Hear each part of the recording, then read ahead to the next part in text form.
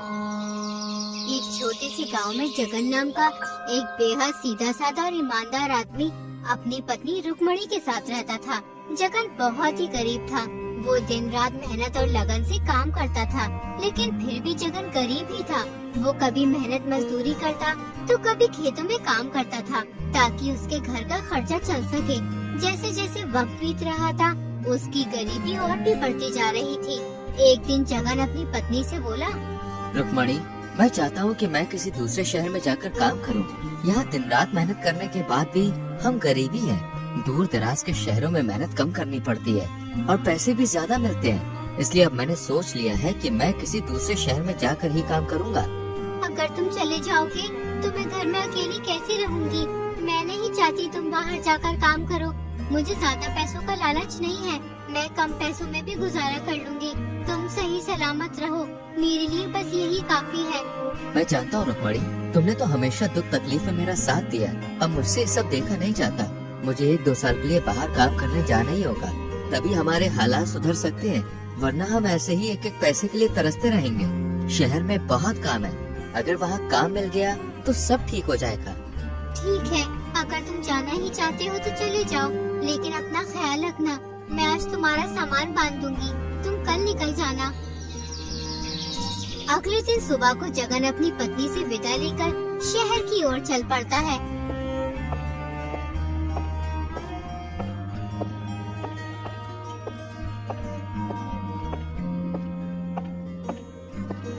पूरा दिन चलने के बाद वो शहर पहुंच जाता है। इस नए शहर में जगन को कोई जानने वाला नहीं था, इसलिए वो सोचने लगता है, किसी भी तरह मुझे रात गुजारने का इंतजाम करना होगा और फिर मैं अगले दिन काम तलाश करूँगा। जगन रात भर रुकने के लिए घर के पास जाता है। तभी घर का मालिक बाहर आता है और जगन से कहता है, भैया, मैं गांव से आया हूँ और अब रात हो गई है। मुझे रात भर रुकने के लिए कोई जगह चाहिए। अगर आप मुझे रात भर रुकने के लिए अपने घर में जगह देंगे तो आपका बड़ा एहसान होगा। तुम गांव से आए हो या कहीं और से, मुझे इससे कोई फर्क नहीं पड़ता। मैं तुम्हें जानता नहीं, पहचानता नहीं, तो मैं अपने घर में तुम्हें कैसे ठहरा सकता हूँ? बहुत से लोग शहर में काम करने आते हैं, तुम कोई नए नहीं हो। अरे जाओ कहीं और देखो। बेचारा जगन बगैर कुछ कहे आगे चल पड़ा।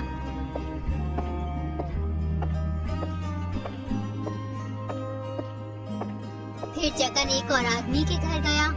भैया, क्या मैं तुम्हारे घर रात भर के लिए रुक सकता हूँ? तुम चाहो तो मैं रात भर रुकने का किराया भी दे सकता हूँ तुम्हें। भाई, मेरा घर बहुत छोटा है और परिवार बहुत बड़ा है, इसलिए तुम मेरे घर में नहीं रुक सकते। इतना कहकर वो आदमी अपने घर के अंदर चला जाता है। उसके बाद जगन कई घरों में जाता है, लेकिन हर कोई उसे अपने घर में ठहराने से मना कर देता है। ये सब देखकर जगन बहुत निराश हो जाता है।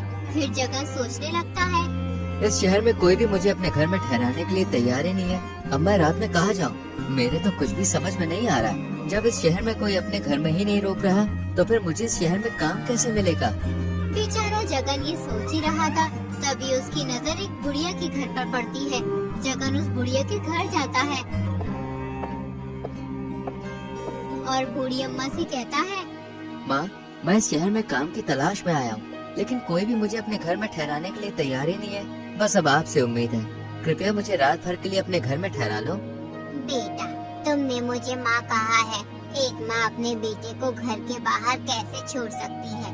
आ जाओ, अंदर आ जाओ। जगन उस बूढ़ी औरत के साथ घर के अंदर चला जाता है। फिर वो अम्मा जगन से कहती है, बेटा, इसे अपना ही घर समझो। जब तक तुम चाहो तब तक यहाँ रह सकते हो। माँ, तुम इतने बड़े घर में अकेली रहती हो? तुम्हारे साथ कोई और नहीं रहता? तुम्हारे बच्चे कहाँ हैं?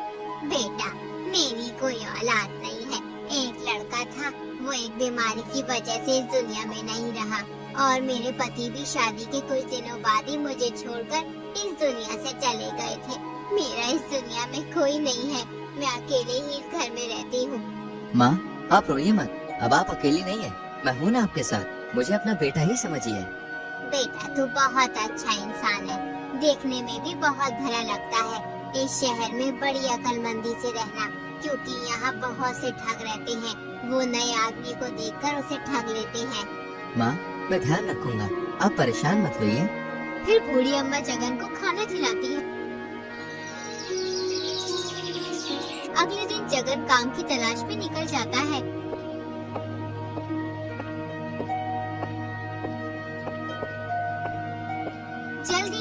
सेठ की राशन की दुकान पर काम मिल जाता है। जगन कभी भी सेठ के किसी भी काम से इनकार नहीं करता और हर काम को बहुत अच्छी तरह और ध्यान से करता था। जगन की काम के प्रति मेहनत और लगन देखकर सेठ जगन से बहुत खुश था, इसलिए वो जगन की तनख्वाह भी बढ़ा देता है। जगन अपनी कमाई से सिर्फ उतना ही खर्च करता था जितने में उसकी जरूरत पूरी हो सके और बाकी के बचे हुए पैसे एक छोटी सी थैली में जोड़ता रहता था। एक दिन जगन सोचता है, जब मैं 1000 रुपए जोड़ लूंगा उसके बाद अपने बीवी बच्चों के पास लौट जाऊंगा और फिर गाँव में कोई अच्छा सा कारोबार करूंगा। इस तरह जगन कई साल कड़ी मेहनत करता है और वो 1000 रुपए इकट्ठे कर लेता है। एक गरीब आदमी के लिए 1000 रुपए बहुत बड़ी रकम थी, इसलिए जगन बूढ़ी अम्मा से कहता है, माँ, अब मेरे पास 1000 रुपए हो गए। मुझे इस बात की चिंता अगर किसी कारण मेरी ये रकम कहीं खो गई या किसी ने छीन ली तो बड़ा ही अनर्थ हो जाएगा। इसलिए इस रकम को अपने साथ लिए फिरना तो बहुत बड़ी बेवकूफी होगी और इस घर में छिपा कर रखना भी सही नहीं है। क्या पता मुझे कोई पैसे छुपाता हुआ देख ले और बाद में वो मेरे पैसे चुरा कर ले जाए, फिर मुझे खाली हाथ ही घर लौटना पड़ेगा। आजकल किसी पर विश्वास नहीं किया जा सकता। बहुत से बदमाश और बुरे लोग रहते हैं इस शहर में, इसलिए अब मुझे अपने घर चले जाना चाहिए।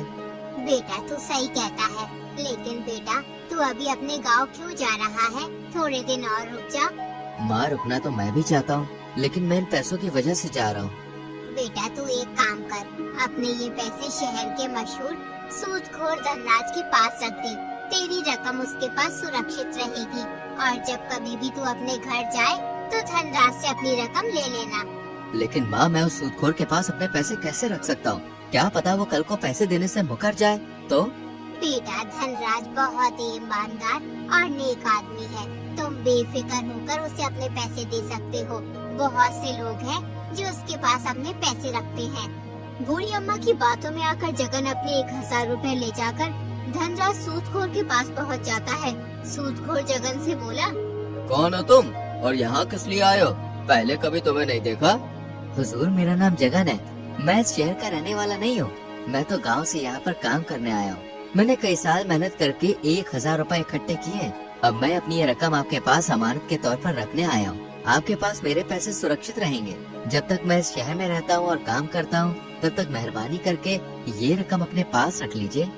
सूदखोर ने जल्दी से जगन से थैली ले ली और फिर बोला, तुम्हें अपनी रकम रखने के लिए इससे बेहतर जगह मिलेगी भी नहीं, इसलिए अब तुम बेफिक्र रहो। तुम्हारी ये रकम मेरे पास सुरक्षित रहेगी।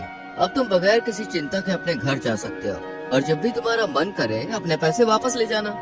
सूदखोर की बात सुनकर जगन बेफिक्र होकर खुशी खुशी अपने घर चला जाता है।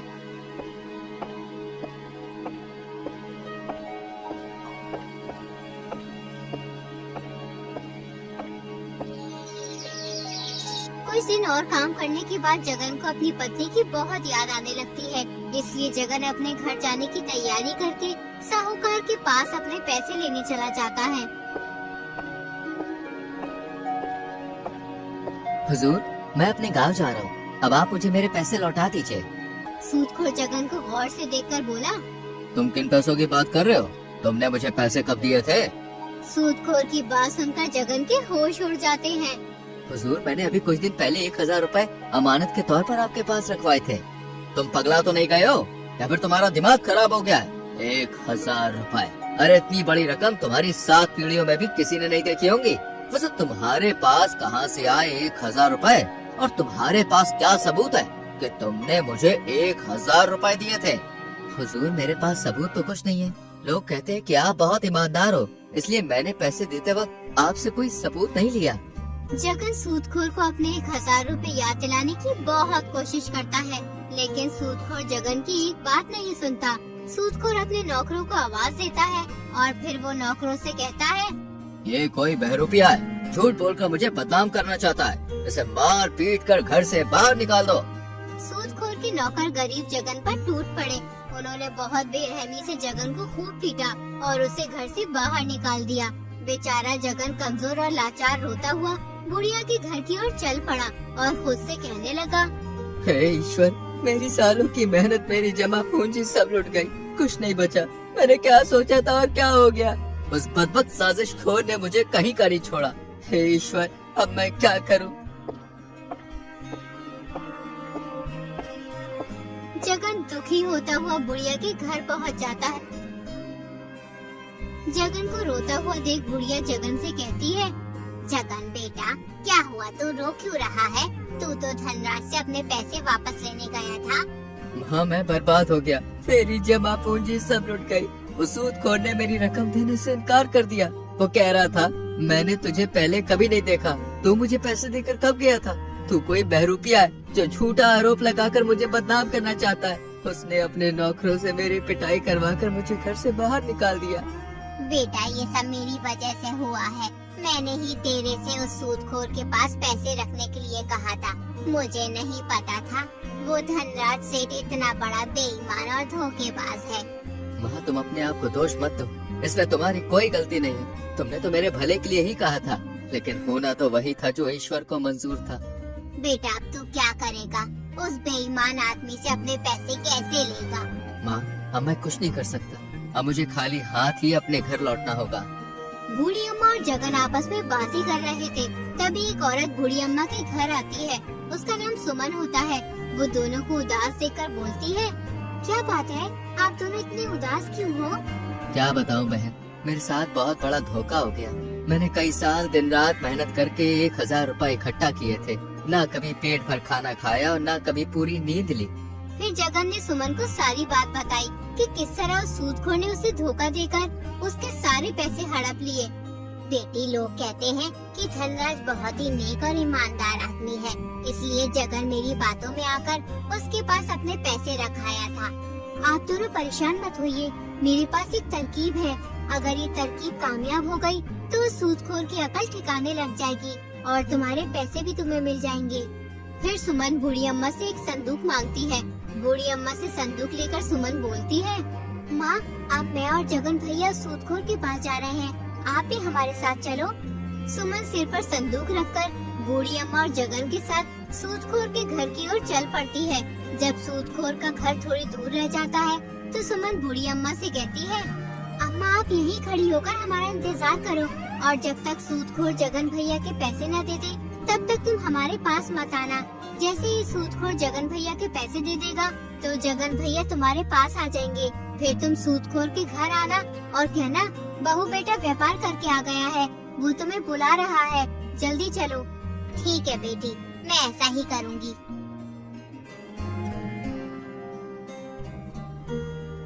फिर सुमन और जगन सूदखोर के घर वापस पहुंच जाते हैं। सुमन जगन से कहती है, पहले मैं अंदर जाऊंगी, तुम कुछ देर के बाद आना।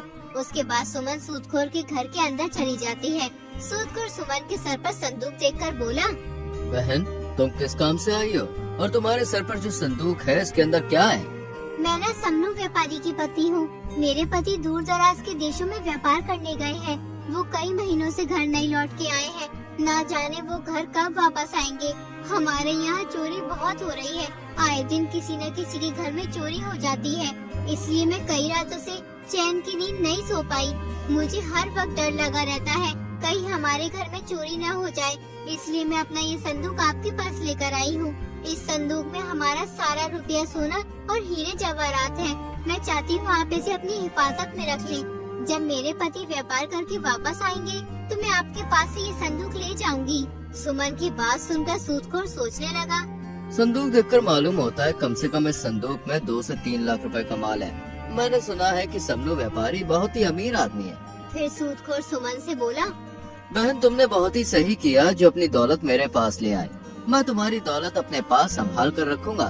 तुम यकीन मानो, तुम्हारी दौलत मेरे पास बिल्कुल सुरक्षित रहेगी। जब कभी भी तुम अपनी दौलत लेने आओगी तुम्हें अपना 1-1 रुपया ज्यों का त्यों मिल जाएगा।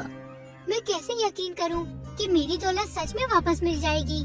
बहन, सारे शहर में मेरी ईमानदारी की चर्चा है। पूरे शहर में ऐसा कोई आदमी नहीं है जो मुझे बुरा या बेईमान बता सके। उतने में ही जगन आ जाता है। जगन को देखकर सूदखोर बहुत खुश होता है। फिर सूदखोर सोचने लगता है, ये आदमी बिल्कुल सही समय पे आया है। अपनी ईमानदारी दिखाने का ये बहुत ही बढ़िया मौका है। मैं इस आदमी को उसके 1000 रुपए लौटा दूंगा और इस औरत से उसका संदूक ले लूंगा। इस औरत की दौलत लेने के लिए मुझे 1000 रुपए कुर्बान करने ही होंगे। फिर सूदखोर सुमन से बोला, मेरी बहन, मैं तुम्हें विश्वास दिलाता हूँ, मेरे घर से महफूज और भरोसे की कोई दूसरी जगह नहीं है जहाँ तुम अपनी ये दौलत रख सको। तुम बिल्कुल भी घबरा मत, तुम्हारी अमानत मेरे पास बिल्कुल सुरक्षित रहेगी। अरे मेरे घर में तुम्हारी ये दौलत कोई चोरी भी नहीं कर सकता, क्योंकि मेरे घर में घुसने से पहले चोर भी 1000 बार सोचेगा। ये कहते कहते सूदखोर ने ऐसा ढोंग किया जैसे जगन पर उसकी नजर अभी अभी पड़ी हो। फिर वो बड़े उत्साह से बोला, अरे तुम ये देखो, इस आदमी ने अपनी सारी जमा पूंजी यानी 1000 रुपए मेरे पास रखे थे। आज सुबह ये मेरे पास अपनी रकम लेने आया था, मगर मैं इसे पहचान न पाया। मैंने इसे चोर समझा और रकम लौटाने से इनकार कर दिया। फिर बाद में मैंने अपने दिमाग पर बहुत जोर डाला, तब कहीं जाकर मुझे इसका चेहरा याद आया। भाई तुमने बहुत अच्छा किया जो तुम अपने रुपए लेने चले आए। मैं तो अपने नौकर को भेज ही रहा था तुम्हें बुलाने के लिए। इस आदमी को तो मैं भी बहुत अच्छी तरीके से जानती हूँ। ये बहुत दूर से इस शहर में काम करने आया है। ये बेचारा बहुत ही मेहनत से काम करता है। इसने हमारे यहाँ भी काम किया है। इस बेचारे ने दिन रात मेहनत करके पैसे कमाए हैं। तुम इस आदमी को जानती हो? फिर तो किसी बात की फिक्र करने की जरूरत ही नहीं है। मैं अभी इस गरीब आदमी के पैसे दे देता हूँ। सूदखोर जल्दी से अपने कमरे में गया और जगन के 1000 रुपए लाकर दे दिए। जगन अपने 1000 रुपए लेकर सूदखोर के घर से चलता बना। फिर सूदखोर बोला, देखो बहन, मैंने इस गरीब आदमी के पैसे ज्यों के त्यों लौटा दिए। अब तो तुम्हें मेरी ईमानदारी पर यकीन हो गया होगा कि लोगों की दौलत मेरे पास महफूज रहती है। जी बिल्कुल, मुझे पता चल गया है। आप बहुत ही नेक और ईमानदार आदमी हो। तो लाओ अपना ये संदूक मुझे दे दो और बेफिक्र होकर अपने घर चली जाओ। सूदखोर सुमन से संदूक मांग ही रहा होता है, उतने में बूढ़ी अम्मा आ जाती है। वो सुमन से कहती है, बहू जल्दी घर चलो, मेरा बेटा व्यापार करके लौट कर आया है, वो तुम्हें बुला रहा है। ये तो बहुत अच्छा हुआ जो वो लौट आए। अब हमें कोई चिंता करने की जरूरत नहीं है। अब आपको भी परेशानी उठाने की जरूरत नहीं है। मेरे पति अपनी दौलत की देखभाल खुद कर लेंगे। फिर सुमन ने संदूक उठाया और सूदखोर के घर से चली गई। ये सब देखकर सूदखोर गुस्से से आग बबूला हो गया। गुस्से के मारे उसका बहुत बुरा हाल हो गया। धनराज, किस्मत फूट गई। हाय बेड़ा गर्क हो गया। इस नामुराद व्यापारी को भी अभी आना था, थोड़ी देर बाद नहीं आ सकता था। अरे थोड़ी देर से आ जाता तो उसका क्या बिगड़ जाता, पर नहीं, उस कमबख्त को तो अभी आना था। आज वो दौलत से भरा संदूक मेरा होने ही वाला था। अगर वो संदूक मेरे हाथ लग जाता तो पैसों से मेरी सारी तिजोरियां भर जाती। अब क्या करूं अपनी इस फूटी किस्मत का मैं। सूदखोर मन ही मन बहुत दुखी हो रहा था और खुद को बुरा भला कह रहा था। उधर सुमन जगन से कहती है, मेरे भाई, इंसान को कभी मायूस नहीं होना चाहिए। याद रखो, दुनिया में ऐसा कोई मक्कार और चालाक आदमी नहीं है जिसकी मक्कारी और चालाकी हमेशा कामयाब हो सके। अब तुम अपने घर जाओ और सुख चैन से अपने परिवार के साथ रहो। बहुत भटक लिए अजनबी इलाके में। अपने खून पसीने की कमाई को खर्च करो और खूब मजे करो। माँ, अब आप ही मुझे जाने की इजाजत दो। आपने इस अजनबी शहर में मेरी बहुत मदद की है। मैं आपका ये एहसान जिंदगी भर नहीं भूलूंगा। अरे इसमें एहसान की क्या बात है बेटा, तू मेरा बेटा है। मैंने तो बस एक माँ का फर्ज अदा किया है। अब तुम जाओ और खुश रहो। मेरी दुआ हमेशा तुम्हारे साथ है। फिर जगन अपने गांव की ओर निकल जाता है।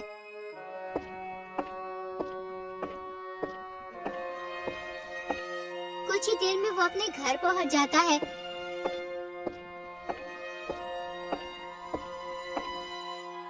जगन को देखकर उसकी पत्नी बहुत खुश होती है। जब से तुम गए थे, मेरा एक पल के लिए भी मन नहीं लगता था। हर वक्त आपकी ही याद आती रहती थी। रुक्मणी, अब मैं आ गया हूँ। तुम्हें किसी बात की चिंता करने की कोई जरूरत नहीं है। मैं एक बहुत बड़ी मुश्किल में फंस गया था, लेकिन ईश्वर ने मुझे उस मुश्किल से निकाल दिया। भला उस महिला का जिसकी वजह से आज मेरी मेहनत की कमाई वापस मिली है। फिर जगन अपनी पत्नी को सारी बात बताता है और फिर कहता है, आज के बाद मैं कभी भी शहर में काम करने नहीं जाऊंगा। जो भी करूंगा अपने गांव में रहकर ही करूंगा। उसके बाद जगन अपने इकट्ठे किए हुए पैसों से अनाज बेचने की दुकान खोल लेता है। कुछ ही दिनों में उसकी दुकान अच्छी चलने लगती है। इस तरह जगन की मेहनत और लगन से उसकी गरीबी के दिन चले जाते हैं और कुछ ही दिनों में जगन बहुत मालदार हो जाता है।